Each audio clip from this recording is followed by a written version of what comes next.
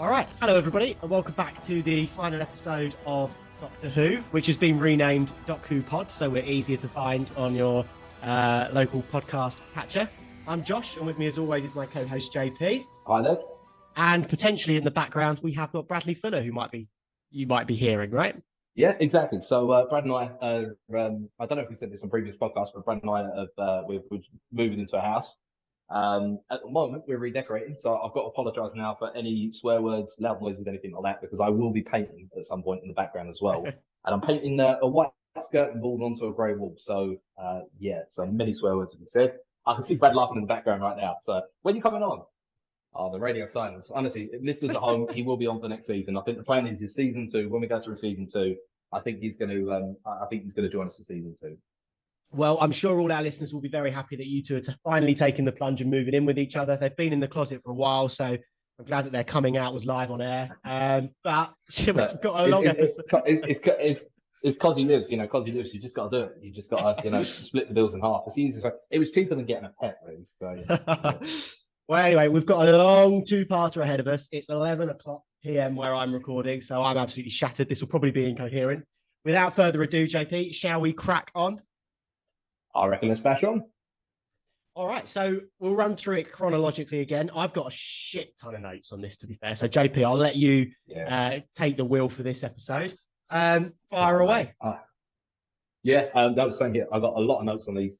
Just as an overall thing, I've definitely enjoyed the 2 episodes. I thought they were a good way to kind of finish the season. Although I know, as I was scrolling through, there's also a Christmas special as well.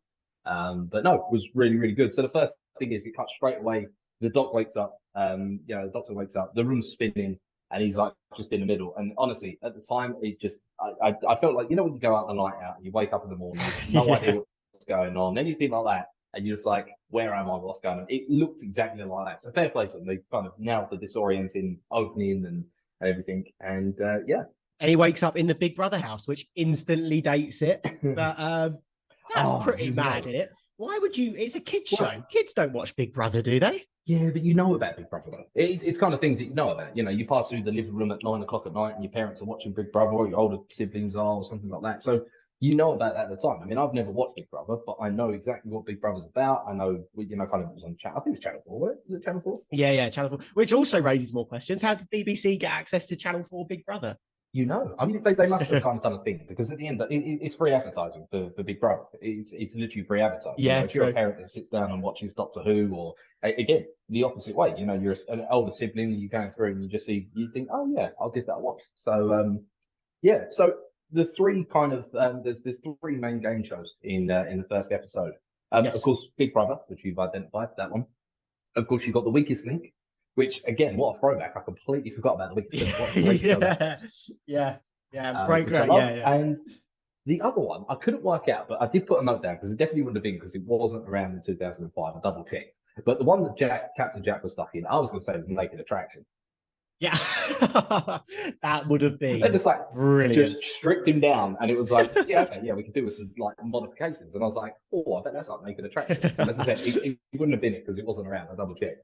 But yeah, I think it's Trini and Susanna, and that one sort of falls flat for me. I've never watched it, I've never heard of it, I've never seen it. But Big Brother I think that's quite well done. And Weakest Link is it's brilliantly done. Even with the alien questions that they're throwing in, the android, that's just that was meant to be a Doctor Who plot point. And I just love it that they've gone with the idea, what can we make scary that's in every household? We've had wheelie bins, we've had I can't remember what else we've had this season, but now they've gone, let's make game shows scary. And it kind of works to the most part, I guess. I like the fact that if you're evicted from life. And I like the fact that you get gobbed off by Anne Robinson and she, fellatios you to death. Well, I was going to say, I've got a funny story about the android, because, of course, I heard them say android. And I was like, oh, yeah. And, of course, as I'm watching it, I'm like, I wonder if they actually got Anne Robinson to voice android, right? So I'm like, okay, fine. So I look it up, couldn't find anything, but of course, I then come across the Doctor Who villains wiki page, and of course, I saw it was literally spelled Anne and then droid, and I literally had to pause the episode, because I was laughing so hard that I was just like, that is perfect. I was just like, oh, android, as in just an android and everything, and then they were like, I was like, android. Oh my god, I love it. It's just genius, absolute genius. So that was that was just brilliant. But Yeah, I mean the funny thing for me going back to the Captain Jack thing was of course they do completely strip him down, and then the one of the droids just goes, "Oh, your views just went up," and I was Yeah, just yeah, I absolutely think Jack howling. says it. Oh, that's right, Jack says it. No, sorry, not one of the droids. Jack says it. And honestly, the immature child in me just came out, and I was howling with laughter. I was like, "That's brilliant." It's easily I wouldn't say maybe my favorite line this season, but It's yeah, up in there. terms of comedy, though, it's got to be up there. It's got to be It's up there. definitely out there. Yeah, it actually. So the episode starts off before they realize what's going on. It actually starts off quite jovial. I've got a note here that says the doctor's reaction to that first eviction, where it's like, "Oh, she'll go out, she'll write a book, she'll get famous." Is my reaction to all of these game shows. Just that, Love Mhm. Island, all that, Geordie Shore. Just what a load of nonsense. And then when she does get evicted from life, the way it just changes, and then it suddenly ramps up the tension in the episode Yeah. when you see the first woman in the weakest link to go, and then Rose Hmm. is she's laughing the whole way through, and then all of a sudden she's like, "Oh shit, no, but this is where it's getting real." And then obviously the Trini and Susanna droids, they take off their arms and they've got chainsaws for arms. And they're like, "Oh, how about a facelift or a face off, or that's it? How about a face off?" And Jack's like, "Oh yeah, go on. Who am I gonna go against?" And no, let's take your face off. And then the episode just Yeah. hard turns 180 degrees, and all of a sudden it's one of the most serious episodes so far, I think. Oh, for sure. I mean, I mean, you hit it kind of bang on there. It was kind of it started off as you're sitting there watching, you thinking, oh, maybe this is just a jokey episode, like they've just ended up in some weird game show thing and everything like that. And then it's when you get that kind of first contestant get evicted, and you're like, oh, okay, fair enough. And then it's no, is it the no? It's the weakest link one that gets evicted first, doesn't she? She gets voted off. Yes, yes. And I'm just like, and you just see her, and you're just like, wait a minute, something's up here. That looks pretty. You don't get that upset on leaving kind of being voted out of the game show. And then, as you say, it just ramps up 0 to 100 real quick, and it's just like, damn, like it's yeah, I liked it. It was good. As well, because when they're in that thing with Captain Jack, one of he goes into like a white vest up at one point, and one of them goes, oh, exactly like President Schwarzenegger. Yeah, And I'm like, yeah. in the Doctor Who timeline, Arnie was president, which I really like because he's always been trying to run for president, and of course he can't because he's not American born. Yeah, But yeah, yeah. no, I really like that. I was just like, that's a nice touch. I like that. But Yeah, yeah, I well, mean, just another brutal deaths though, brutal. brutal deaths. Yeah, brutal deaths. Another favorite line of mine is when Jack's about to be killed. He's dead naked, and he pulls a gun out of his arsehole. And they go, "Where were you hiding that?" He goes, "Girls, you don't want to know." But I Oh, just, I did again, put just brilliant. I did put a note and a laser gun in the old prison purse. I was just like, oh Yeah, dear. yeah, I was like, exactly. oh, Again, it's the a dude kid's didn't show. cringe. Fair play. But I have a question for you, JP. Okay. What shows would you turn into death traps at shows? Like what shows currently running do you think would be pretty fucked up Well, if you were to add? you got to look if you was going to modernize it. Love Island has got to replace Big Brother for sure. I mean, it's a similar Yeah, game show anyway. So yeah, Love yeah. Island's definitely got to be one. What else would I say? I would say I think again Squid probably Who Games, they'd Wants probably do like a real life Squid Games.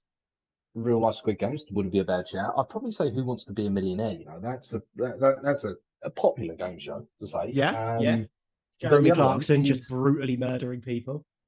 yeah, The Chase. That would be an interesting one. Oh, I fucking hate the chase, but that would be quite a good one. I'll tell you, your dad loves The Chase. I know he does. I think that's why I hate it. What I would love to see as like a murderous game would be Hole in the Wall. Always an actual laser.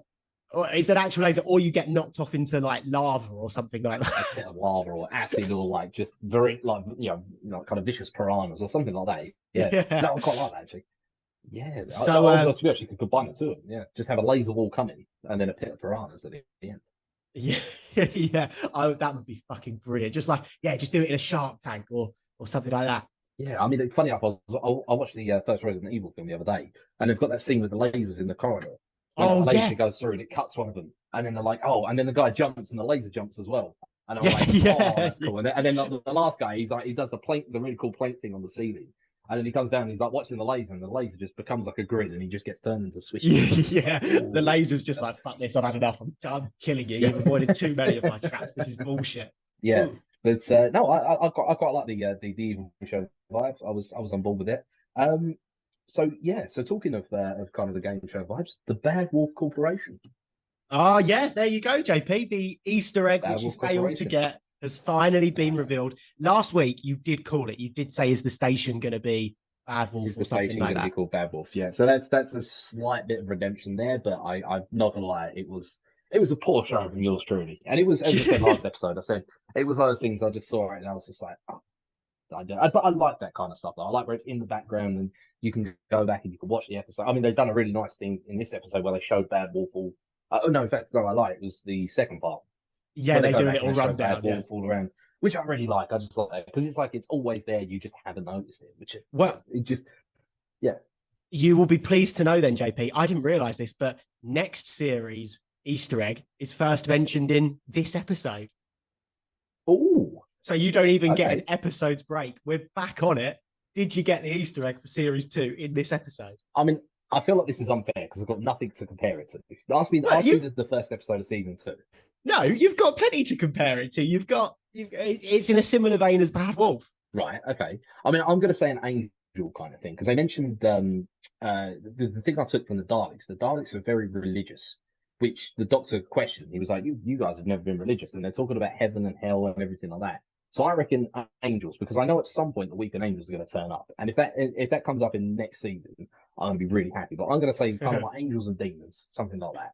It's Do going to you be know something what? religious, like The thought process behind it isn't a million miles off, but the answer is a million miles off. But there you go. That's the first one to add to the compilation, the next series of your wrongdoings. stay stay tuned for season two, buck ups. Yeah, yeah, exactly.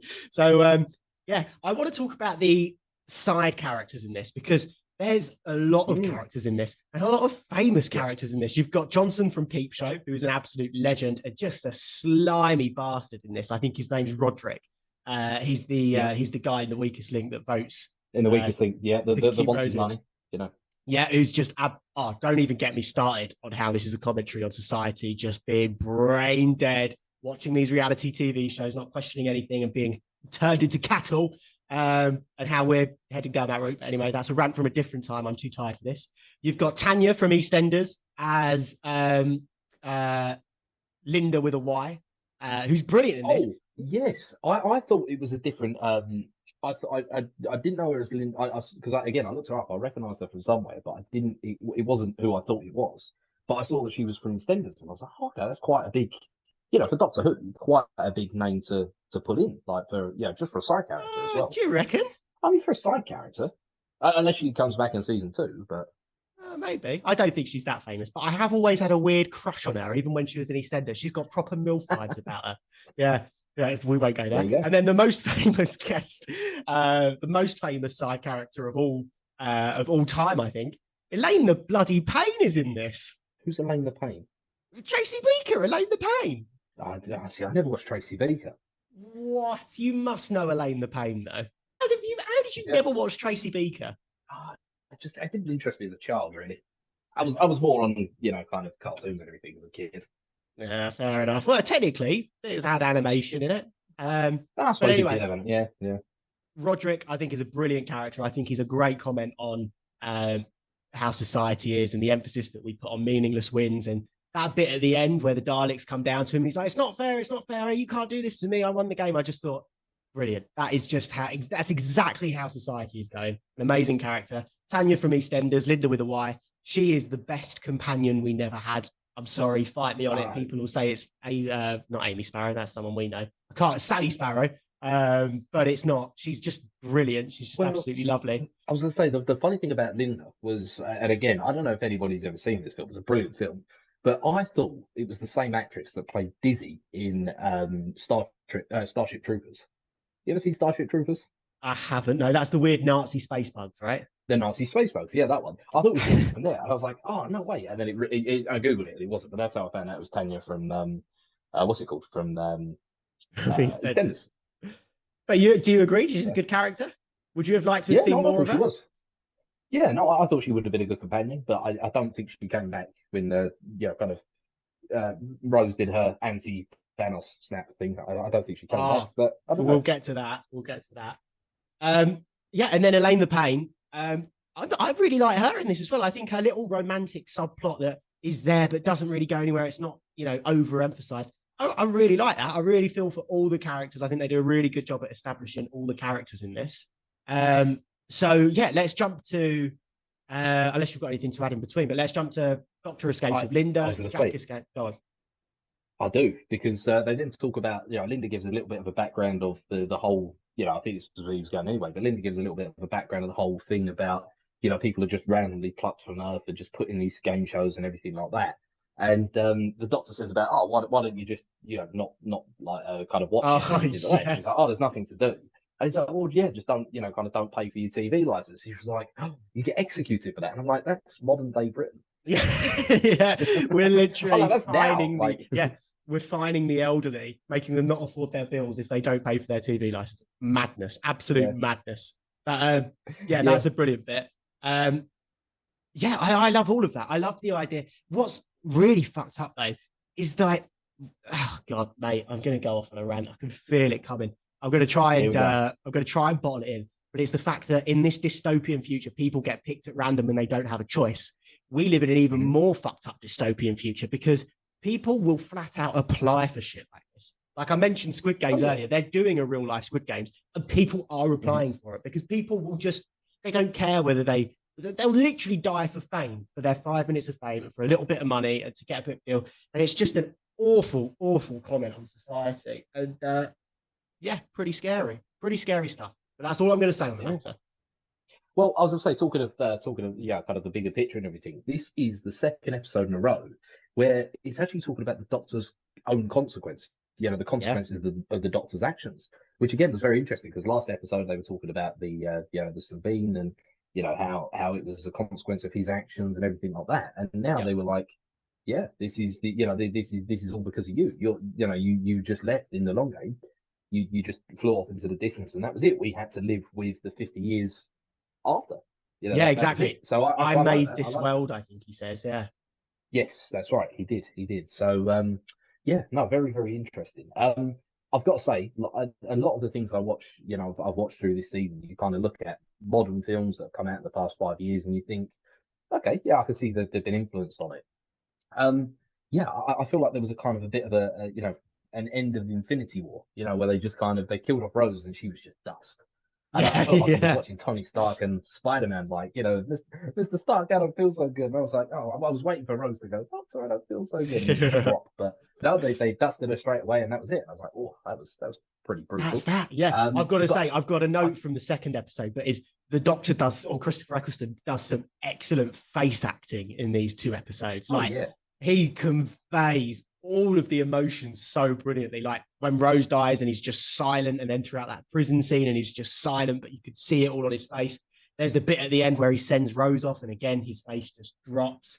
When he's talking to the Dalek, again it's all just face acting. But my best bit is when he's let off the time vortex back into the TARDIS, and he sort of gives himself a smile because he knows, right, that's it. I've had to kill myself to save her, and it's just all in his face without any words, and it's just it's French fucking chef's kiss perfection. it is good. Isn't it? I thought it was an Italian chef's kiss, but it doesn't matter. Well, French, Italian, same thing. They're both good food. Both countries in Europe. That's it. Yeah, That's about exactly. as similar as it will get. Neighbouring But yeah, countries, are no, they? but yeah, no, I I don't don't think they think are. they are. I don't think they are. I But don't we'll think get they there. are. Yeah, But exactly. they could be. Give it a couple of million years, and they could be. Yeah, exactly. Exactly. Tectonic plate shifting and everything. But no, so yeah, no, I fully agree. Christopher Eccleston, the two episodes was just brilliant. He kind of goes through every single emotion like this across the two episodes. At some points Yeah. he's really happy. Before the first contestant gets evicted in the Big Brother house knockoff, he's kind of cocky, he's laid back. Of course, Yeah, yeah, yeah. as you said, when Rose dies, he goes really quiet, he's very somber. When he's speaking to the Daleks, he's angry. And then of course you get to the end, and it's kind of like it's a sad but not a sad. It's a sad, but he knows he's doing the right thing, and it's Yeah. just brilliant. I've got to say, Christopher Eccleston, in terms of his last episode this season, it was just perfect, absolutely perfect. It is very good. So Yeah. yeah, so of course they get arrested by who it was never really explained. I just guess it was just like the whatever police force was kind of there, Yeah, the and it security did make me that laugh. isn't on the floors watching people come in and out of the games, but is there just for the weakest link, apparently, because that's the most interesting one to watch. Oh yeah, that's the one. Well, that's the only one that someone tried to run away on. Yeah, fair enough, I guess. Yeah. But if you've got limited manpower, you've got to, kind of divert your resources accordingly. Yeah, true. The music That's, in these episodes is, again, Italian/French chef's perfection, right? If we're talking about when Rose dies, just the way those operatics swell, again, especially in the second episode, it's just beautiful, isn't it? Oh, it's perfect, and you can tell they really just pulled out all the stops for for these two. They knew that these two, because I don't know in terms of whether Doctor Who was signed on for another season after this, whether it was like guaranteed or whether it was just like we're going to gauge what kind of what the audience reaction was. But to me, it feels like they were kind of. It almost felt like a pilot, like Rose was technically like almost like a pilot episode. It felt like that, but for season two, they were like, right, this is what we're bringing to the table. This is what we can bring to the table. Yeah. This is what we want. Don't cancel us. The fans love us. We can bring. We can. We're already at 10. We can dial it up to 11. And I really like that. And as you say, the music comes together, the acting comes together, the story comes together. It's perfect. And of course, it kind of touches on the little bit of nostalgia as well with the Daleks, and it's got everything in there for what makes a good episode. And yeah, absolutely, you can't argue with it. You can't argue with it. So but the thing that made me laugh though, they're in the prison cell. And the guy's just like, there's life imprisonment and there's no appeal against sentence. Like, that's brutal. How many prisons do you have? Just like there just must be like millions of people just in prison. And I mean, all they did was break out as well. Do you know what I mean? It's not like they committed a felon or anything like that. They just literally broke out and now they're sentenced to life with no appeal. Yeah, pretty brutal. So that's pretty much So I'm just rereading my notes. I can't spell. That's something I've realised is I'm not very good at freehand writing and spelling at the same time. It's just like, I really struggled with. My notes. Yeah, I really struggled with Emperor this week. I realised I had no idea how to spell Emperor. Well, you know what? I actually put I put a note because of course as I'm writing it on my phone, and of course everyone knows autocorrect. He's brilliant, but it's also a pain in the ass at the same time. And for some reason, every time I wrote the word Dalek, it just came up with Dow's. Okay, interesting. I was just like, there were certain points where I just couldn't be asked to actually go back and change it. I was like, I know what Dow's will mean. It's just be Dalek. That's it. It's all good. It's all good. But no. So of course they then go into the main. I don't know what you would call it, editing room, maybe, like where they're kind of the control. I guess room, so. Yeah, floor 5, control room. Yeah, control room. The control room, control room, editing room, whatever it is, and they meet who I thought was. Have you ever seen Star Trek? No. Right. Okay. Well, there's a character there, 7 of 9. She's like a Borg hybrid kind of thing. So the Borg are like just like machine things, almost like they're just there to just assimilate life and just kill it, make it robot and everything like that. Okay. And I was like, it's a frosty 7 of 9 because she looked very similar to it. And I was like, that's okay. Weird, but okay. Fair did enough. Did you think she was the bad guy, or did you realize quite early on that she's actually trying to help? Like, what did you sort of get from that? I didn't know. I didn't realize that she was trying to help, but I knew you could obviously tell when you're strung up and you're turn into a human popsicle. You're obviously not you're not going to be the main bad guy. You could tell that she was being held there against her will, but I didn't call that she was actually trying to help. That was quite a nice surprise. Actually, I was like, oh, okay, fair enough. That's pretty. Yeah, it's a pretty nice thing to kind of see. But would you have been more swayed if you hadn't have seen the Daleks in the next time? Oh yeah, for sure, definitely. If I've seen the Daleks in the next time, it would have been an even bigger surprise, especially the scale of the Daleks as well. There were millions of them, and it was just like if I hadn't seen that would have been even cool. This episode, I'd have been going, "This is top absolute." Well, I still think it is top tier, but I would have been going, "This was incredible!" Like just the reveal of the Daleks and how many of them there are, and they're hiding, and it was a little bit of a shame to be spoiled, but like. I've learned a lesson. I think season 2, I'm not going to watch the end. Well, unless we say, I don't know, we'll talk about it. But no, I think do it. I think from now on, stop watching the next times. Yeah, stop watching the next times. There we go. We've had it here. Stop watching the next times. That's it. So so we'll quickly finish because we'll quickly finish the first episode. So of course he goes. Of course they then go into the control room. Of course, the Doctor's got this big old gun. Yes, which was quite cool. It was like, okay, yeah, fine, fair enough. It almost reminded me of. Kind of a bit of a commando with the big old rocket launcher and everything. Yeah, a little bit. Yeah, like a minigun or something. Yeah, like a minigun kind of thing. And then, of course, he's asking questions like the Doctor does, which I really liked.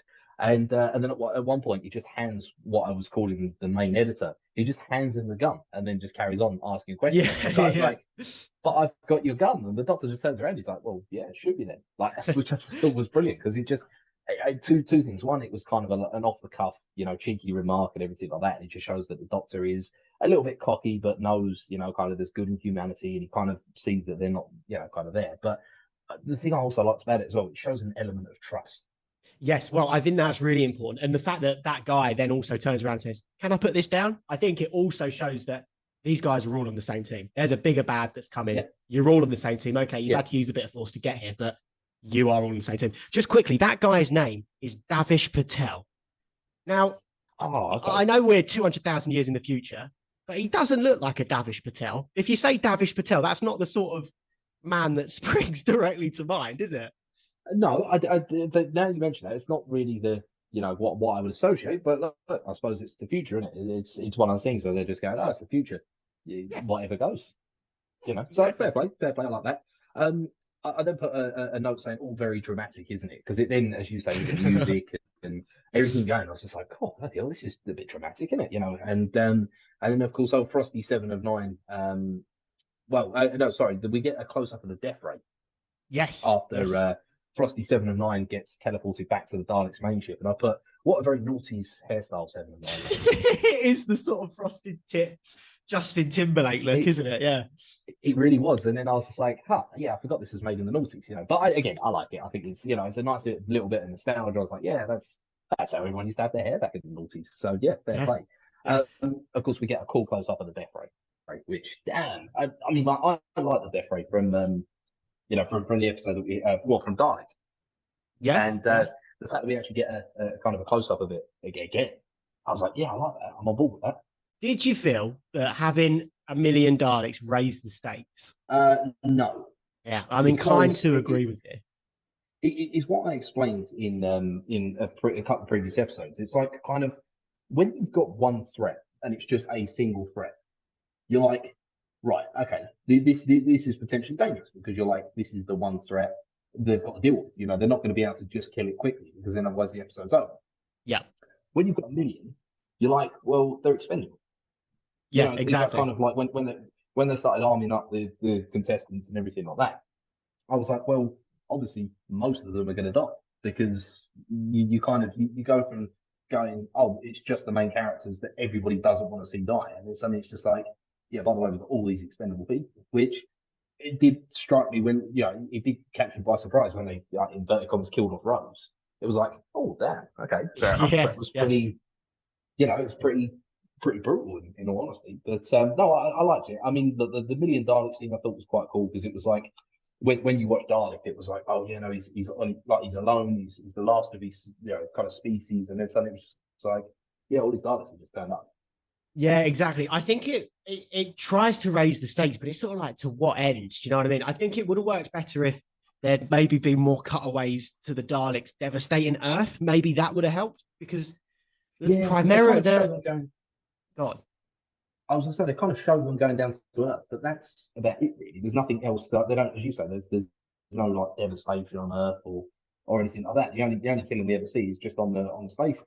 exactly. And when it's on the station, it's down narrow corridors where they're all just stacked behind each other anyway. Do you know what I mean? Like, Oh, done. Honestly, I've got notes on that further in episode 2, like in the second episode. so I think I that's caught a just little roll credits though. budget. Go on. Yeah, no, there was a roll credit. She goes, she says, "We're playing the long game." I was like, "Roll Oh yeah, credits," yeah, because of course yeah, the yeah. episode was called "The Long Game." I was like, "Yeah, I like that. Okay, fair enough." Roll Um, credits for a different yeah, episode, and but yeah. then yeah, I then put, like, literally to cap off the first of the two-parter. I just put, "Holy shit, that's a lot of Daleks." There's quite a lot of Daleks, isn't it? There's quite a lot of them, isn't there? I mean, I don't know how they managed to hide it for so long, but fair play. Like, the only thing I didn't get is they don't actually. Oh no, they do explain. Ignore me. Ignore me. Go on, I what was were you about going to to say say? they didn't explain about where they all come from, but of course they just reshuffled them, wasted it was into a Dalek. So they did explain that. Ignore me. So I'm being this an is idiot. this is this is again teetering on going onto a potential waste, on a potential rant. But yeah, he says we're harvesting humanity's waste, and they're transmatting these contestants that lose the game, and they're turning them into Daleks. And it's just a comment on society, JP. And I'm frankly sick of society. I hate it. I hate the world we What live in. What, you don't want to be a Dalek, or you I don't want to be think I turned into think one we of them? need the Daleks to come and fucking kill us all. If I'm being totally honest with you, I noticed All right, in the recap of the long game, where it's supposed to be like 200,000 years in the future, she says something like, "And we're broadcasting 600 channels. It's unbelievable." I'm like, Sky has well over 600 channels. Like, you don't even oh yeah, get to for the sure. porn section until you're in the 900s. Do you know what I mean? Like, we're nearly there. This is supposed to be a dystopian future, and we're nearly there, Jack. And Yeah, God, but it's awful. we don't have we don't have game shows that kill off the contestants. But do you think it's that far out? Like, the reason The Purge is a scary film is because it's actually not that unfeasible. Do you know? Like, it doesn't seem like it's never going to happen. Like, yeah. If you look back through history, Romans used to have The Colosseum, and yeah, the no, no, Colosseum and I get that. gladiators, and we still have, MMA and boxing and all this sort of stuff. Oh, It you know what? doesn't Actually, seem that unreasonable. I was going to say, talking of like combat sports and everything, I was watching slapboxing the other day. That's Oh, an interesting one. mate. You ever seen slapboxing It occasionally comes up on Instagram. Yeah, it's on absolutely Instagram or something like fucked. that? Yeah. Yeah, You know what? Now you say that about kind of like combat sports to the death and everything. I mean, that's like because the whole point of boxing is you're supposed to like well, it's just any combat sport actually. You're supposed to protect avoid yourself. your opponent's hits. Yeah, you like protect yourself. And everything. Whereas slapboxing, they're just like, yeah, just hit this man as hard as you can. First one unconscious loses. It's like, It's oh, insane, isn't it? I love watching them topple. But this is what I mean. We're oh yeah, part of the problem, Jack. We're part of the problem. yeah, we're doing it for the views. That's it. Like it's literally just everyone's there for the views.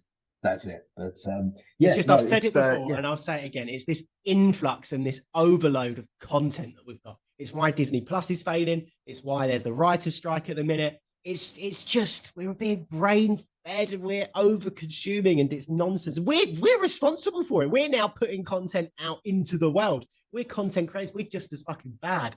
And yet we're going to carry on with please this don't podcast. ever So call what's us your, content creators. we are, Call we're us content content creators. creators. I'd rather someone just come up to me and go, "You're an idiot on the internet, aren't you?" Yeah, yeah, I'll take that. No, that's just no, I not take coming. great pride in being the fact that I'm a content creator. I'm up there with the Martin Scorsese's and the James Gunns and we're making shit. We're directors, we're producers, we're editors, we're actors. We're the fucking shit, man. This time next year, we're directing Guardians of the Galaxy Volume 4. Watch this space. Yeah, this is it. This is just testing. We're actually gauging like kind of how well Doctor Who comes off and everything like that. We're just brainstorming. You're listening to our brainstorming ideas. That's it. But I'll be honest, I am anyway, only doing this podcast at the hope that one day I do get cast as the Doctor.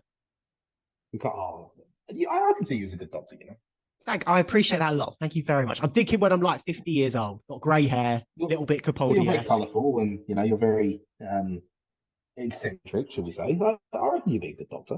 Thank you very much. I am currently sat on my snakeskin sofa with my leopard print throw over the top of it. So that would be my There you go. TARDIS interior, I think. Yeah, exactly. The TARDIS interior, leopard print. And snakeskin. 80s thing. And snakeskin. Yeah, no, both very 80s things, actually. Yeah, yeah. So, part two. We go on to part two. Now, Let's do something it. I didn't understand, and I was kind of I was working on the basis that it was a kind of a one-shot wonder kind of thing. Because he did, in fairness to Jack, he did say it was a one-shot wonder kind of thing. But of course, they killed the Dalek with this laser gun thing. Oh, yeah. And then they never used it again. And I was working on the basis that was like a kind of a one-time, that was it. That they only had one shot on that thing, and that was it. Because then they armed all the civilians with just like shit, like normal guns. And like we know for a fact, and the Doctor knows for a fact that they don't work. So I then put it was like kind of Operation Human Shield. It was just like just slowing down actual humans firing at them. Yeah, they'll be all right. Don't worry about it. It really is, yeah. What I couldn't work out is why not put up more blockades? Yeah, I mean they couldn't. I mean I know they can fly, but they're not exactly the most mobile of creatures, are they? Yeah, there must have been a way of slowing them down a little bit more. But yeah, the Doctor is absolutely just using them as human shields, which I think is really interesting. He's using Jack as a human shield. Well, I see. The thing is, there was two things I took from that. One, that he trusts Jack to be out there and kind of lead and be able to kind of put up a stiff resistance. And then, no, I fully agree that he saw Jack as an expendable character, which I didn't think was really kind of part of the Doctor's character. I guess No, he's not nor do I. really. He's more kind of like a fairness. He kind of sees every life, no matter what race, as kind of an equal. And I was just like, I don't know if that kind of fits in with the Doctor's thing. So that's what I took from it. I was like, right, he's doing that because he knows that Jack is a strong leader, even in the face of death. and he'll still be able to keep them rallying together. So that's the way I took it. But it could Yeah, be, it could be that he was just trying to maybe. sacrifice him. Just whilst we're on Jack, But just whilst we're on yeah, Captain Jack, he leaves him behind, and what Captain Jack does, or the Doctor leaves Captain Jack behind at the end. If we just jump forward to the end, just to sort of speak about Captain Jack, just get this out of the way, he just fucks off, and they sort of explain it in a later series, but it's never made sense to me why he just goes. I don't know. He just leaves Captain Jack stranded on that space station. I don't get it. I guess because at the time he was carrying like a lot of energy, and he was more focused on saving Rose. Because at the end of the day, Rose is like kind of that's his companion, is Rose. Yeah, okay, But all right, I can see that. But his priority was to make sure that Rose was still alive, by transferring the energy. And I suppose that they hinted that the Doctor wouldn't be able to remember anything that happened once he regenerated, but they kind of proved that he could. So I wonder if it was just one of those things that the Doctor at the time didn't remember who Jack was, and it was just like that. Like his most recent memory was the first thing that he remembered. Oh, maybe. Okay, yeah, potentially. But I don't know. That's the way I saw it. It might not be how they meant it, but yeah, that's it. So of course the Doctor then meets the Daleks firsthand, and they have that really convenient kind of shield around the TARDIS. Yes. That was just too convenient. I'm sorry, but when has the TARDIS had just a full suit? Yeah, exactly. And they even say something like the shields are damaged because of the missile that it takes, or something like that. You are right, plot convenience, but I'm happy to breeze over it. It's the TARDIS; it can do whatever it needs to do. Well, that's the thing. It's the TARDIS. It does exactly what you need it to do, and that's it. So fair play. That was. I could kind of brush over that. And again, it made for a very interesting kind of dialect between the Daleks and the Doctor. And he's talking about the Time War and everything like that. But the funny thing is what really made me chuckle was the Doctor kind of goes around and he's like, "Oh, I can sense a little bit of fear in it."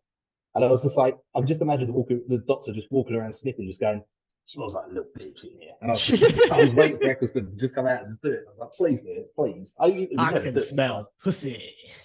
Yeah.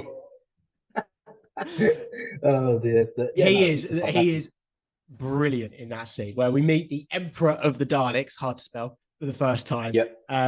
And yeah, he's laughing and he's jovial. Then he's really flat and he's really mean. And then he's laughing and he's jovial. And then he's really flat and he's really mean. Just brilliant. What did you think of the Emperor of the Daleks? Oh, I thought it was quite cool, actually. I quite liked it. A little bit ropey. Cool. Yeah, a little bit ropey CGI. Or I think it's front projection. I think that's what that's called, where you can see, and it's like it's changing size every time the background changes. Thought, okay, that dates it a little bit. But yeah, pretty cool design. But it doesn't really do much, does it? No, I mean, it's the kind of thing that I feel like there's more to the story than we was actually told. Because again, the Doctor makes a comment about since when are the Daleks religious and everything like that, and I feel like he's come from somewhere that's that's going to be explained further down the line. But yeah, I put zombie Daleks because they are technically zombie Daleks. I guess they're just like reanimated corpses. Yeah, exactly. I think that's where they get their religious. I think the implication there is that they're taking on some human traits, like the Dalek did in Dalek. Like the Dalek did in Dalek. Yeah, I mean that's an interesting thing because of course they brought that up in the Dalek in the fact that because Rose interacted with the Dalek, he then started taking on her human traits and everything, which is quite interesting. Yeah. But yeah, no, I thought it was quite cool. I put so they're like a cult. They're just like a cult. Yeah. Well, that comes back in a couple of series. We actually get the Cult of Skaro, which is a Dalek faction. But yeah, you're right. They are just. Yeah. No, to me, it was just like a kind of a cult thing. It's just like there's one leader and they're all there and they're all just doing what the leader says and not questioning it really, just saying that that's their way of life. And I was like, oh, okay, kind of. I'm not going to make any comments on who I thought it was like, but yeah, that was it. It was just like, okay, fair enough. But yeah, I another thing that made me laugh as well is they start saying about the Delta Wave when they're talking about a plan. And they're like, oh, we're going to submit the Delta, we're going to kind of put out Delta Wave and everything like that. And the funny thing is there's an episode of Futurama and Fry becomes the savior of the universe because he doesn't have the Delta Wave brain, like the Delta Wave that comes out of his brain. And it just really made me chuckle. So I was like, oh, it's opposite Futurama. opposite Futurama. I wonder which came first. I wonder because I know Matt Groening, the writer of it, is a fan of Doctor Who. I think he puts Oh yeah, I think the Doctor is in a Futurama episode, or there's some Easter eggs towards it or something. there's definitely some Easter eggs in there. Definitely some Easter eggs. Because yeah, no, I think you're spot on. I think Matt Groening is a big fan of Doctor Who, which it just makes sense that he is because it's kind of the thing with Futurama. The Simpsons is great, but I do actually prefer Futurama, and it's just like kind of that like kind of intelligent nerdy comedy, which I You're just love. I just think it's so absolutely brilliant. wrong. I can't believe you just Oh, said that. Futurama, like I like the Simpsons, but I prefer the older episodes of the Simpsons. Oh yeah, without a doubt. Like my one of my favorite jokes was actually ruined by Disney Plus because there's an episode of The Simpsons where Homer goes and he goes on like a Duff brewery tour, and there's a Right. brilliant joke where they've got like the three different types of Duff. So they've got like Duff, Duff Light, Duff Elite, or something like that. And he's like, oh yeah, this is where we make things. And there's like three different spouts of the beer coming out. And then like at the top of the picture, you actually see there's just one tube that then splits Yeah, into three. yeah, So yeah. it's just the same beer. But of course, with Disney Plus, they cut because they have to like resize everything like that. They resized it so it doesn't make sense. So you just literally just got the three spouts. You don't have that single tube. And I was like, Wow. don't like that because it just kills that. And to me, something like that's like hilarious. I love stuff. But yeah, I don't know. I mean, Simpsons is good, but I do prefer Futurama. I think Futurama overall is a more solid, thing. I do think that the earlier episodes of The Simpsons are probably better, but as a whole series, Futurama I'd say is better. You're absolutely incorrect. Move on. Let's move on. Let's move on. So yeah, so the Delta Wave. So yeah, I mean, it was just like, oh, and of course, then Jack and the Doctor. Well, the Doctor kisses Rose. Is it the Doctor? No, it's Jack. Jack kisses Rose when he leaves, Yes. and he gives her a big old kiss on the lips. Yeah, There I you was are. like, I wonder if it's like, like the kiss of death, like the Italian kiss of death they do. Yeah, yeah. I was like, I felt like it was that. Yeah, potentially. I love that. Yeah, the first gay kiss on Doctor Who. And yet it's never remembered. This is not like nobody ever talks about this, and there's later kisses and stuff like that. But this is the first gay Really? kiss in Doctor Who. Yeah. I mean, in 2005 as well, like things weren't as kind of open on TV as they are now. That would have been, I could imagine that would have got a few complaints back in the day, surely. A few Ofsted complaints. Yeah, it must have done. But yeah, it's just not regarded as anything. Yeah, but that whole scene again when they're preparing that dough, it's brilliant. There's one bit that I'd never realised before, but the Doctor first mentions the Delta Wave, and Linda with a Y says, "Well, let's get started then. Just do it like that." And I'm like, "Okay, yeah, Yeah. Linda is picking up." But Rose's face, she's just about to say something, and then Linda interjects, and Rose just goes like red, livid that she's just been interrupted, Yeah. and this new girl is taking over as companion potential. I've never noticed that before, and I just absolutely loved it. Well, again, it's kind of like, Rose and the Doctor have got a very special relationship. And it's kind of like that's the first time that someone's actually threatened their relationship, I guess, Yeah, because everyone else has been threatening the Doctor's relationship with Rose, not Rose's relationship with the Doctor. yeah, exactly. Yeah, no, So, I yeah, just thought it so was a really interesting little thing that I picked up on. And then he sends Rose home. Did you, he when does. that was happening? Did you pick up on what he was doing? Yeah, no, for sure. Straight away, I thought that's, big sacrifice play. I knew he was going to try and sacrifice himself. Because it's just in the Doctor's repertoire. It was building up across the season. The Doctor obviously felt guilty about the Time War and everything like that, and he wanted to be the one to make things right. And it was just like conveniently, it was the Daleks. The Daleks were the reason he felt so guilty in the first place, and the Daleks were the reason he was gonna sacrifice himself to make things right in his own eyes. Yeah, Which is novel. I guess it's a bad kind of read on friendship and kind of companionship because actually it was his companions that ended up saving him. But yeah, I get it. I get it. yeah. I think that scene where he sends her home is just brilliant. Again, the music is great. His Yeah, face acting in that scene where he realizes the Delta Wave won't be ready, he drops his face, and then he's like, "Right, I've got to get rid of Rose. I've got to save Rose. I could go back on my own timeline. It's nonsense. It's all this. It's all that." But he says it with such conviction, and then just watching her like crying for the rest of the episode and desperately trying to get the yeah. TARDIS working. It's fucking brilliant, man. Oh, it's brutal. Absolutely brutal. But again, it's kind of it's been building up the entire season. That is that is it. It's they've done this entire season. They've built up that companionship. They've kind of put hurdles in the way. Like in Father's Day when they had an argument. They've kind of shown the audience that these two are are meant to be, kind of companions through thick and thin. And then suddenly it's just like everyone at home, like everyone watching, is just like, damn, this is it. This is the end of the companionship. Not, Yeah. not because of an argument or anything. It's because one of them is going to die. Yeah. Pretty brutal stuff. Pretty brutal stuff. I've got to say that scene in the chip shop with Rose, Mickey, and Jackie is fucking, like, you're laughing, but it's fucking brilliant, right? And not to sound narcissistic here, I know this is a touchy subject between us. I said something on our other podcast that pissed you all off. However, if you don't mind me drawing a comparable for a second, I moved abroad in a commission-only role where every month, every week, every day could have been my last day in Dubai. And that fear of losing it all and having to come home, and by no means am I saying coming home would have been a bad thing, but to have set up a life somewhere else and then the potential of it being taken away from you, especially when you get in a relationship as well and you make a connection with other people like the Doctor did with Rose, like I did with my partner. I have a newfound sort of like fucking connection to that scene. Like, it's fucking brutal. And again, like, she clearly offends Mickey and she clearly offends Jackie in that scene. And I know I have said things in the past that has offended you and you boys, but it's sort of how you think, just to have something and then to the potential of it being taken away from you. Do you know what I mean? It doesn't matter if you're going back to something that's as good, if not probably even better. The fact that you've tried so hard to make a thing work and then to have it taken away, it's heart-wrenching, man. It's brutal. Well, I mean, this was the thing, because I put a couple of notes on this one, because and my first one was, my first one was mate's dead, great time for chicken. It's just like, oh, okay, your mate's dead, right? Let's just go for chicken and chips. Why not? Okay. I was like, maybe that wasn't the best. I get the thought process. You want to take someone's mind off of it and everything like that, and it's always difficult. I never, luckily I've not been in this situation a lot, but when you speak to someone who's just recently lost a relative or friend or something like that, you're like, you don't know what to say, do you? It's even a breakup. Hey, what do you do? Yeah, like, you don't know what to do, and it's just like you try and find that normality. You try and bring them back into their normal kind of life, and I guess that's what they would have done before Rose went away with the Doctor. So yeah, no, I get it. I do get it. I then put my second note was non-time traveling peasants. She just starts going in. She really does, doesn't she? Oh. I'm just like, she's just there. She's like, you've not traveled through time, have you? You don't know what it's like. And I'm like, okay, fair enough. I ain't trying to be friendly. You weren't there, man.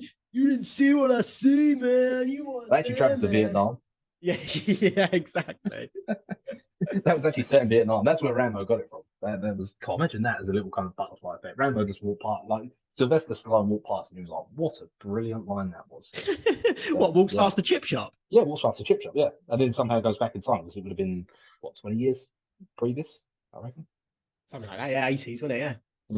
Yeah. So anyway, and then I was just like, again, like she keeps going. I put Cold Rose again with the slagging off. She's just like, she's going in on them, and I'm just like, I mean, fair play to Mickey and Jackie for helping her after she'd absolutely brutally dismantled them in the gym. I mean, fair play to them. I mean, again, that person's upset. They don't mean what they're saying entirely. It's a difficult thing, but like, well, again, it was like us last year, wasn't it? Like, I pissed you all off and you all stuck with me because you realised I was being a twat. Don't get me wrong. Yeah, if you was there to come back, I wouldn't help you move a TARDIS or something like that. I'm still salty. But yeah, it was just like fair play to Jackie and Mickey for going. Yeah, okay, no, we want to help. That's and then that's the best way to fix. Yeah, and then even the bit where Rose is to Jackie in the TARDIS, she's like, "Yeah, I saw Dad, and Dad would actually do this. Like, what do you know? I saw Dad." Yeah. Like, could you imagine? That's got to be fucking difficult because that's Jackie's husband, and like, she hasn't asked to go back and see him. She hasn't, like, she could have done. She knows the TARDIS is a time machine. Like, that would fucking hurt. Do you know what I mean? Well, this is the other thing as well, because what I couldn't work out is that, because she then says about, I was there, I was told, like, there was a woman holding his hand as he died and everything like that. So that obviously, to me, that means that what happened in Father's Day, bar the ending that got kind of evaporated into nothing, that obviously means that something like some stuff that happened in Father's Day actually happened in Jackie and Rose's past. Yeah, so I think Jackie does mention it. At the end of Father's Day, Jackie's telling little Rose the story again. The story, yeah. I think at the beginning of the episode, it's he died on his own. There was no one there, and then at the end of the episode, she goes, and there was a girl that was there whilst he died. So I think everything that happened after he got hit by the car is remembered. Gotcha. Because I was gonna say that because she goes like because of course Jackie quite understandably is very defensive and she's like, well, what do you know about it? But of course, there's that brilliant line in Father's Day where she's just like, oh my God, you named your daughter after another daughter. Yeah. So surely, I mean, I'd like to think that I'd remember something like that if that happened, And I don't know. Maybe it was, as you say, after he got hit by the car, everything went back to normal, and that was the new, thing. But yeah, it was just a thing that kind of there. But the android, she just, because we then cut back to, of course, I suppose what you would call the present time in theory, and the doctor's there with the Delta Wave, and they're holding them off, and and it's just like. I don't know, like Android just came out big time. Bang, bang, bang, triple kill straight off the bat.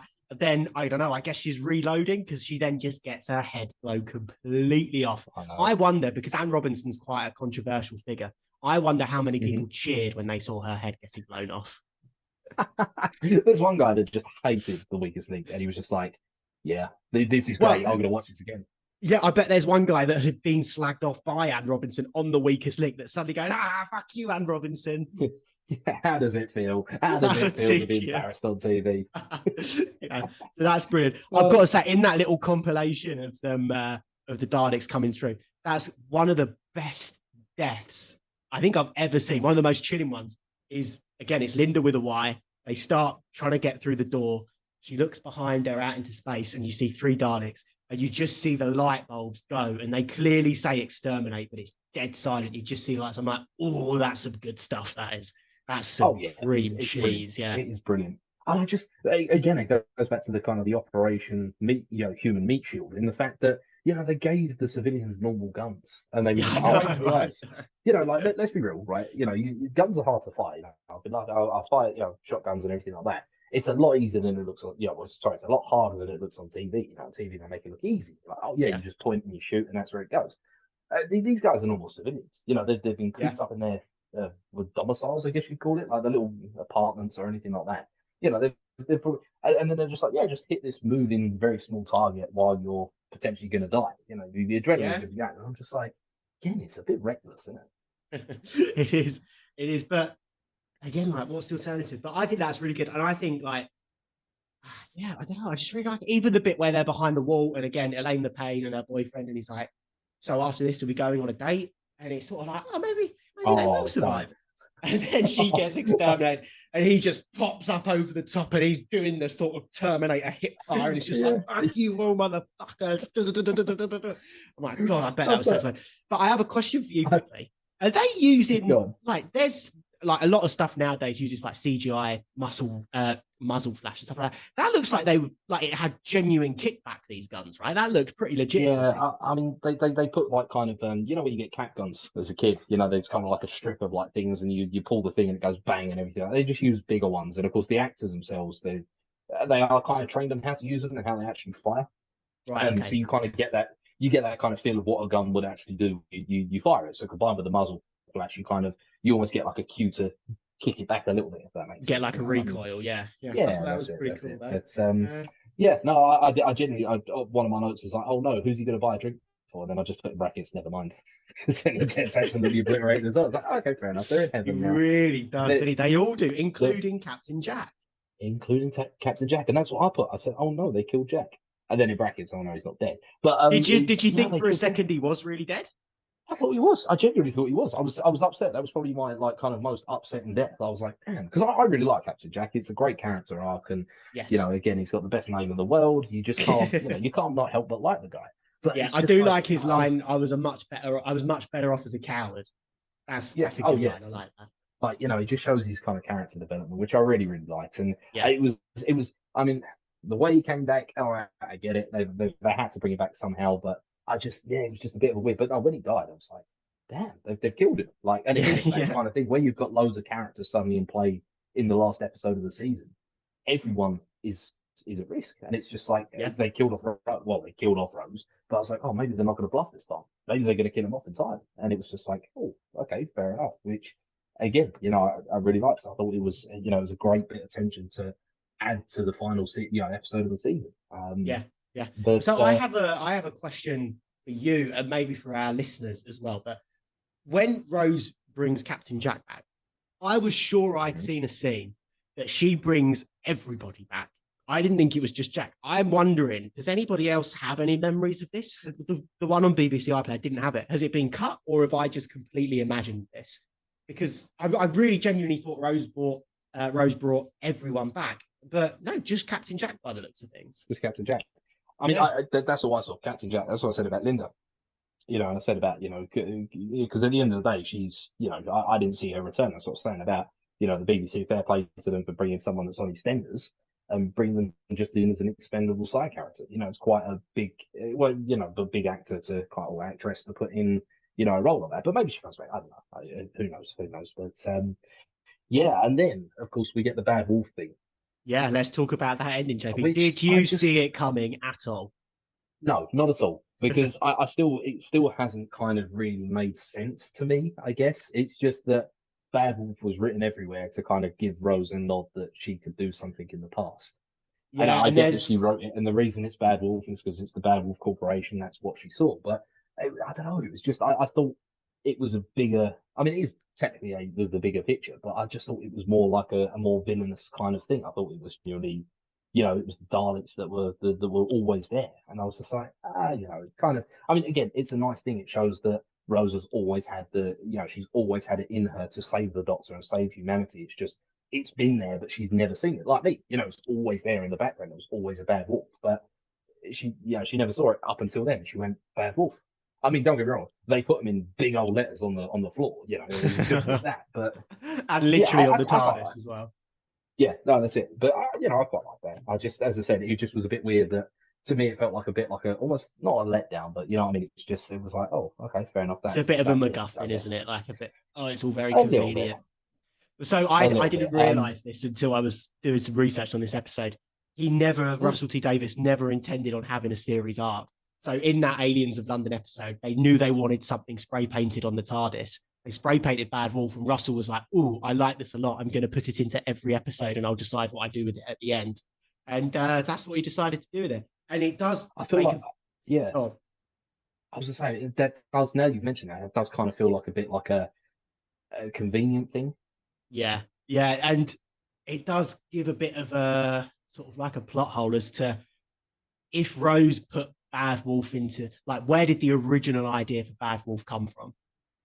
Because Rose knows to spread the words Bad Wolf because she sees it, but she only Yeah. sees it because she spreads it. So it's like a causational No, paradox, I think. So it's a no. bit of a See, problem. I don't know. See, I think the original Bad Wolf was what the production was called. It was Bad Wolf Productions was it? Oh, So okay. that So was she just took the made. idea from it, Bad Wolf She took the Corporation. that's what I thought that she saw that Okay. it was called Bad Wolf Corporation and she went Bad Wolf. That's memorable because Bad Wolf is a Ah, memorable yeah, thing. yeah, yeah, yeah. Okay, that would If make you'd have sense like actually. written the Yeah, words, yeah, I don't know if you'd have written the word spoon everywhere or something, you might not have realised it. But Bad Wolf is quite it's a recognisable thing, yeah, yeah, yeah. I get that. Okay, no, fair enough. Fair enough. Um, but yeah, the ending. Let's cover the ending. A little bit cringy. I'm not gonna lie, a little bit cringy. Do you want to? We've only got 3 minutes left. I think we've got more than 3 minutes to say on the ending and the regeneration hmm and a bit of David hmm Tennant. Should we end here quickly, and then I will call you back, and we'll just get into the third one, and then we'll tap it off. Yeah. Yeah, well, in that case, let's not get onto the ending quick because I've got a few more Oh things, and yeah, then yeah. we'll Go do on it. then. Perfect. Yeah. So again, like it was very kind of Thanos snappy, or well, it was actually technically Hulk snappy, where she brings everyone back, and I was just like, but wait, she didn't snap her fingers. Yeah, I was yeah, like Infinity Stones. She exactly. got the Infinity Stones, and I was just expecting her to just go, I am Rose, and I was just like, wait, hold on, what? Why is everyone coming back? She didn't snap her fingers on her gauntlet. But yeah, no, it was again. I suppose it's one of those things that Marvel do it a lot where they kill people off, but they don't really kill people off. And I feel like Yeah, they were yeah, kind of, I feel like the production team and the writing team were trying to keep all options open. They were trying to kill off as many people as possible, but leave the door open for them.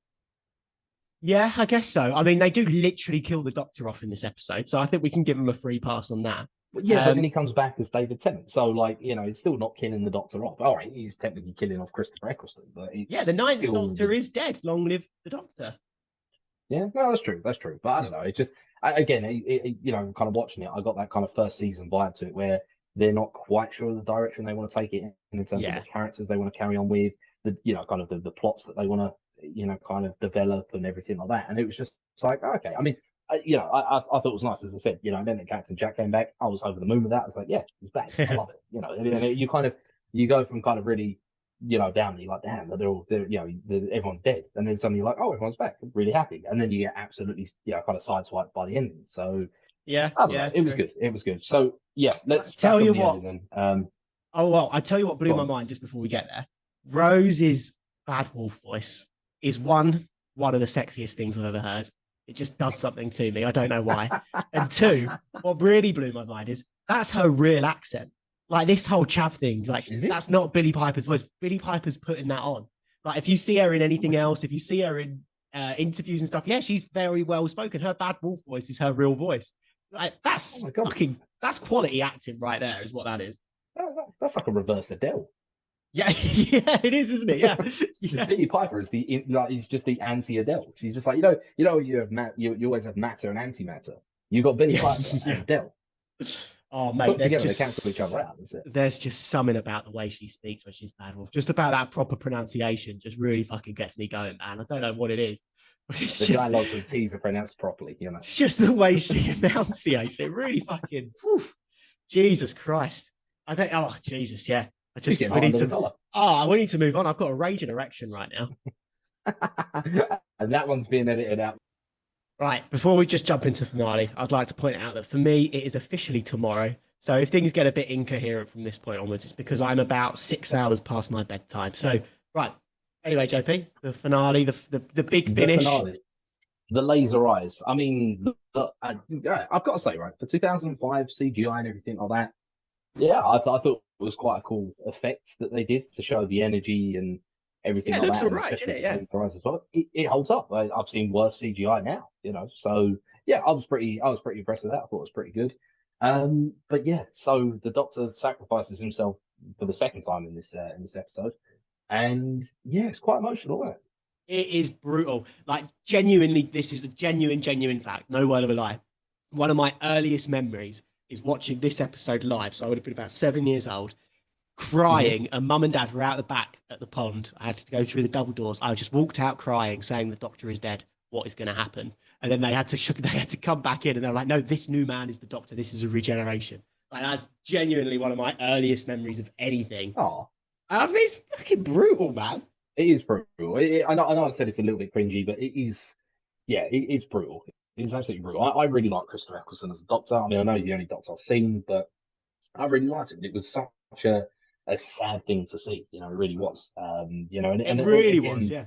the music, the dialogue, the acting, he just did it perfectly. He really did. Although, as I say, the thing I died of cringe was when the doctor goes to her, he goes, "I think you need a doctor," and then he kisses her, and I was just like, I know, but it kind of works. Do you know what I mean? Like it "Oh shouldn't work, yeah, but it just does. it's it's sweet. I can't argue with that. It's very sweet and everything, but it was just like, oh fucking hell, that's just cringy as fuck. Absolutely cringy as fuck. But I am um, absolutely all for it. But that scene where it's his regeneration compared to like future regenerations, it's so quaint. It's so sort of just understated. And knowing that Christopher Eccleston quit, like everybody wanted him to do more than one season. It was his decision to oh leave because really? of creative differences or whatever. But in his acting there, you genuinely feel like he does not want to go. Like he's doing this reluctantly, and it's brutal. See, that's interesting. I didn't know that he quit. I thought that that was the plan. One season he was done. They move on to the next Doctor. Another season that Doctor's done. I didn't realize that he quit. Well, I say Yeah, quit. yeah. He said he didn't want to do anymore. I didn't know that. Yeah, he quit. Something to do with well, the real story has never been gotten to the bottom of. But yeah, he totally disowned the BBC of Russell T Davis for a while over working conditions or something along those lines. And yeah, he's like, "I'll never work for you again. I'll never be the doc."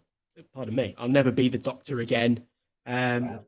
so yeah, and that happened about halfway through filming, I think, something like that. So they always intended on him carrying over, and then they had to rewrite the ending to make a regeneration happen. Oh, I never knew that. That's interesting. It's a bit sad actually because as I said, I really liked him as the Doctor. I thought he was very good. But Very, yeah, very good. oh, that's quite sad. But hey, look, it meant that we got David Tennant, and that's it. It's a new Doctor, new story, and I'm excited to see what happens. But yeah, so the other thing I put as well was, of course, we touched on several points in this podcast about the music. And of course, while the regeneration process is starting to kind of take its kind of take its hold, but what's that the Moana theme tune? I've It was never very seen similar. Moana, so I don't know what You you're never see? talking about. Oh, right there you go. That is your homework for tonight. Go and watch Moana because it's a brilliant film. It's one of my favorite Pixar films. It's brilliant. Jesus But Christ. it just sounded like the Moana theme tune. I was expecting her to bust out, and the Right, rock didn't suddenly come that's in. your homework for this week. Then Brad does the TikToks. I do the Instagram. This week you have to do a side by side of this theme and the Moana theme and see if there's actually a comparison there and post it for our gorgeous listeners to give their feedback on. Yeah, no, that's it. I'll literally I'll get clips from it. I'll probably be shouted at by Disney for copyright infringement or something like that. So I'll see you all in court in a couple of months' time. But yeah, no, it's yeah, no, I'm genuinely convinced that was similar to the Moana theme tune. I was like, oh, okay, fair enough. Fair Again, enough. it's a nice bit of music. Like it's very, the whole point of Moana, it's the spirit lives on and everything like that. And it was quite, fitting, the fact that the spirit of the Doctor lives on. And I was like, oh, okay, fair enough. I quite see that. But I've got to say, the line that did get me though, that I thought, oh, that is actually really, really fantastic, and so was I. Yeah. Oh, mate, right I in the mean, wow, feels. wow, that was just like, that was incredible. It's just that is just a way to sign off, like, Isn't it just? Yeah. I was blown away. I was watching it. I was like, wow, that's a hell of a tagline right there. You were Rose, you were fantastic, and so was I. It's just like Yeah. that's such a nice. It's a really sweet way to kind It's of, just to, again, to it's kind of end. so understated. It's just yeah, do you know what? That was fucking good. Like, oh, Yeah. it's just Um, oh mate, yeah, it is. It's brilliant. It's brilliant. And the other thing as well that I really liked about their kind of their last bit of time together was kind of everyone's read of Mice and Men. With kind of Lenny and the rabbits and everything like that. And the Yeah. ending, spoilers if you never did, like kind of year nine English. But in the end, George has to put one in the back of Lenny's skull, and that's it. Is it George is the smaller one, isn't he? I don't Lenny's the one know. with the rabbit. Lenny's the retard. And Yeah. yeah, and then like kind of so he's like, oh, think about the rabbits, and we're gonna have a big farm, and then bang, that's it. And I kind of got that feeling where the doctor knows that Rose is upset, and he's just like, yeah, we're gonna go to what does he Barcelona. say? Yeah, yeah, yeah. Barcelona. That's it. He's Barcelona. like, yeah, There's we're gonna go dogs to with no Barcelona because noses. Yeah. yeah, and he's like, oh, they smell. How do they smell? And that joke never gets old. And I'm like, you kind of, it's funny, but you're like, you can see that that's a distraction. Yeah, That's the exactly. doctor distracting Exactly. Rose. That's an adult thing to do. When you're an adult. I mean, I don't have kids and anything like that, but I know from kind of seeing other parents and everything like that. Kids upset, kids fall over, hit his knee. Well, what do you do? Oh, come on, you up and get. And then you start talking. Oh, what are you going to do? You're going to go on the slide next, or you're going to go on the swings or something. You get the kid distracted, and then suddenly the kid doesn't think about the hurt knee anymore, and then that's it. You're all good. And it's just like I was like, wow, that's like a noble gesture of the doctor. He's kind of Yeah, like no, exactly. distracting Rose by It's yeah, actually a parallel to the chip shop scene. Jackie and Mickey trying to take Rose's mind off losing the doctor, and mhm. it doesn't work. And then you cut to the doctor knowing that she's losing the doctor, trying to take her mind off losing the doctor. And again, it's kind of not working again. Like it's a good parallel to draw there, JP. I hadn't thought of that before. Yeah, no, I really liked it. I thought it was a kind of as I said, it's a noble thing to be doing, which was good. But yeah, and then we kind of go to the regeneration process, which I thought was actually quite cool. Again, like with Rose being bad, kind of being bad wolf with the kind of the light energy and everything. I thought that was quite a cool regeneration process. Yeah, so this is presumably the first time you've ever seen one. Yep, exactly that. So I knew, so again, going into this, I know that the Doctor regenerates into another actor, and I know that the reason it does that, the reason that happens is because the previous Doctor dies, and then he regenerates into a new, like kind of Time Lord. I mean, I've still got kind of several questions about the regeneration process. Does the Doctor retain his memories? It was kind of hinted that he does, but like I don't know. I'm interested. The thing that I'm interested to see going into season two is kind of what is similar between Rose and the Doctor. Kind of between Rose and David Tennant and compared to Rose and Christopher Ecclestone, Yep. and what's Yep. different. Because technically, I know the Doctor, the ninth Doctor is dead and it's now the 10th Doctor, but it's like technically that is the same person. Yeah, So absolutely. they Yeah. should Yeah. kind of there still should be that rapport and everything like that. But at the same time, though, that's a completely different person, and it's like kind of I kind of got the feeling, like Spider-Man 3 and Tobey Maguire Spider-Man 3, where Harry bangs his head at the Green Goblin Yeah. and he Yeah. doesn't remember. I'm kind of like feeling like that. Is it going to be something like you get an amnesia stage where they're like, I don't remember anything, I don't remember anything, and then suddenly it's just like, oh, I remember everything now. I'm not going Oh, to say he's going to try interesting. and stab Spider-Man and and everything like that, but or stab Rose. But yeah, I don't know. That's what I'm interested to see is how they take it from here. I want to know what's going to be the same and what's going to be different. Well, could you imagine watching it live as a 7-year-old fucking kid and having to Oh, wait 6 months or however long until the Christmas special? Maybe even longer, to be fair. I don't know. I've got to say, I am jealous that I didn't catch it. Because again, I'm assuming did the two-part come out kind of one week, and then the next part of the other week. Yeah, could you imagine having that week break in between?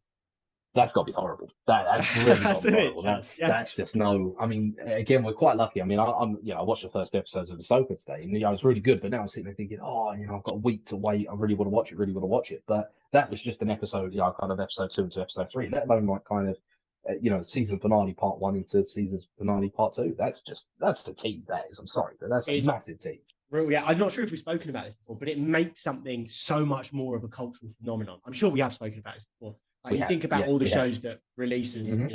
single thing. So yeah, mate, excited for the Christmas invasion then, which is the next episode. You didn't get an X time trailer for it. No next time trailer for it. Of course, I saw it listed on the season 1. And I'm interested because suddenly a young David Tennant appears. It was almost like Pokemon, when if you ever played the original Pokemon, Yeah. and you go through, it's just like a wild David Tennant appears. I'm like, yeah, let's go, And let's oh battle it. I my want to see. God, he's so baby faced in this. Like I just I watched know. obviously he's doing all his promotion for the 60th. Oh, he's got old.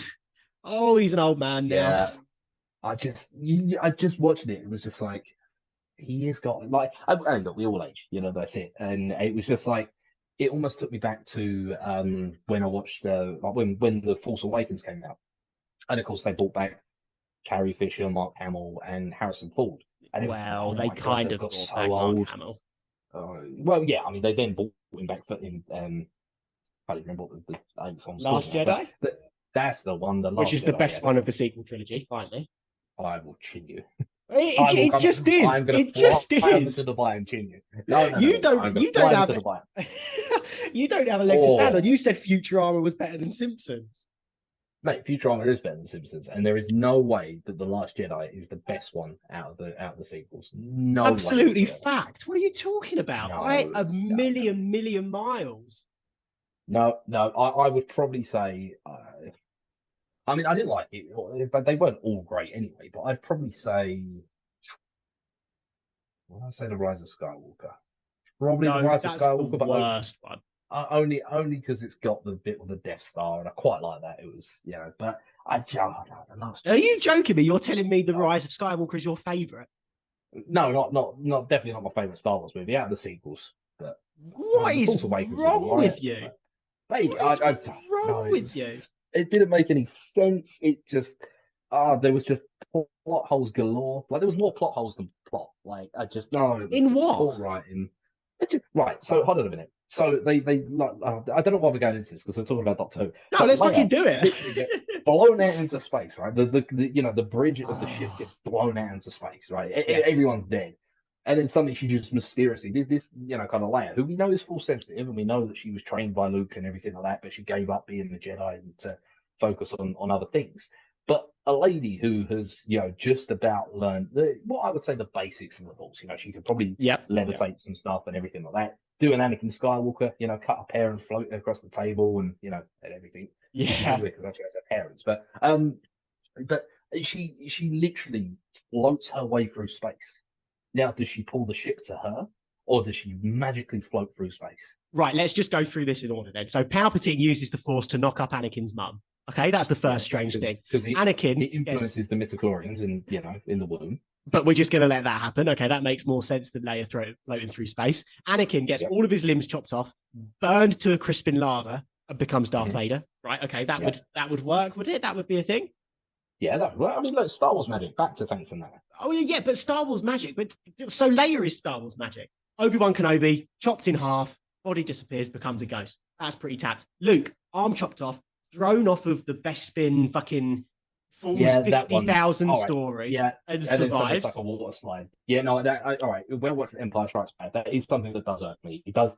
He falls all that way and then just magically just slide. It just kind of like you're like, oh, look at this massive drop, and then it's just like, wee, and I'm like, oh, okay, right, yeah, Well, fair that enough. But alone is evidence that the Skywalkers, particularly the two siblings, can sort of fly.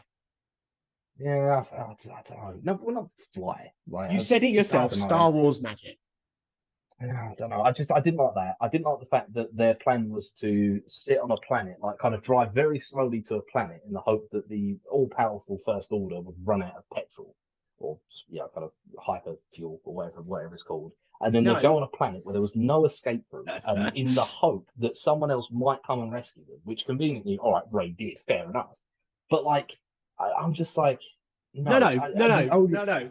The rebels' plan was to go past this planet, eject through the escape pods, and then let the ship carry on, and the First Order would carry on chasing that main ship, and then they could escape. It was just sod's law that Finn and that other stupid character, who I would admit is a stupid character, Rose? Is it Rose? There you go. There's the Star Wars Rose. link. Yeah, it's Rose. There's the Doctor Who link. They fucked up. They get caught, and then that Benicio del Toro character reveals the plan. That's why they got fucked. But that plan makes total sense. They just got screwed over. Now, that was the other thing as well. What was the point of the horses that weren't horses? The alien horses. What was the point of that? Yeah, I will give you that. That was that. I do skip over that bit if I rewatch it. To be fair. Exactly. I like the casino bit with the drunk alien that tries to put the money in BB-8. All right, that does make me laugh. But I'm just like, what is the point of the horses bit? All right, they turn up and they kind of fight and they unleash them onto the side of a Star Destroyer. But I'm just like, I don't know. Yeah, but Jack, say, it's a comment on society again about how we have these big wig rich people that go and gamble the money and don't care about the underworld. And it's about how if we all just came together and stood up for ourselves, we could fucking stamp out this fucking God. I just want to watch. I want to watch a movie without social commentary. I just want to watch a movie to enjoy it. It's the whole reason I love sci-fi is because I'm like, I'd love to live in a world like that. That's my escape. I'm like, I want to live in a world like that. I want a lightsaber. Right. Anyway, so David Tennant. I'm excited to see what he brings. As I said, David Tennant, a very, very young looking David Tennant. yes. Yeah, I'm excited. I want to see what's kind of what we're looking. And as I said, so we are going to do the Christmas special. We are going to do the Christmas special. I was just about to say, yeah, Christopher Ecclestone's run is over, but season 1 is still going. So what we'll do is we'll do the Christmas special next week. I then have a little quiz that I've put together for you, JP. I was going to record it tonight, but it's officially 12:30 and I want to go to bed. We shall hopefully record at a more sensible time, the Christmas invasion. We'll then do a little bonus quiz episode on the season 1 rundown. We'll do a little quiz and we'll talk all things Who. So this is not the final episode of season 1 of Doctor Who or Doc Who Pod, whatever we're calling ourselves now. But it is the end of Christopher Ecclestone. So guys, thank you very much for listening. We will be back next week with the Christmas invasion. Seriously, thanks for all your engagement. Thanks for following the Instas, the TikToks, the Twitters, everything that we do. We wouldn't be here if it wasn't for you guys. You keep us going. We love your engagement. Thank you very much. I'm off to bed. JP, wrap up. Yeah, no, guys, just to echo what Josh says, we really love just the sheer amount of love we get from you guys, just across everywhere. As Josh said, it's the reason why we do it. We're happy to do it. I mean, I'm enjoying doing this. I've never seen Doctor Who, and I feel like I've missed out. This is a brilliant, kind of excuse to watch it, and just the fact I get to share, my thoughts with you guys and just kind of listen to what other people have to say as well. It's interesting because, between Josh and I bouncing off ideas off of each other and everything like that is great, but opening it up, to the rest of you guys, the listeners, you just hear really, really interesting, thoughts, theories, and it's brilliant. It really is. So no, as Josh said, not the end of season 1 yet, but it kind of does. It kind of does feel like the end of season 1 with, Christopher Ecclestone going. But yeah, no, I'm excited to see what the future's got. Yeah, thank you very much, guys. Just on a final note, you can find us on social media everywhere at DocWhoPod. You can find us on all your local podcast listening devices at DocWhoPod now as well. We're a little bit easier to find. However, please do still leave us ratings and give us reviews and everything. It is really the best way that we can get this podcast out there. But yeah, I am signing off. I'm going to bed. Adios, amigos. Thanks, guys.